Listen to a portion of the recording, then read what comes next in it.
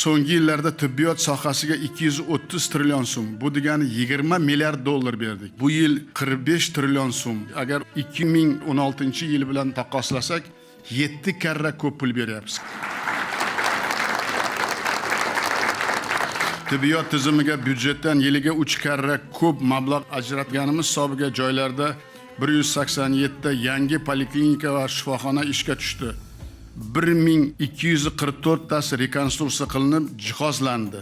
Natijada birlamchi tibbiyot muassasalari quvvati 60% ga oshib, tibbiy xizmat aholiga ancha yaqinlashdi. Ilgari asosan poytaxtda bajarilgan yuqori texnologik va diagnostika davolash usullarining 400 dan ortig'i hududlarda amalga oshirilmoqda.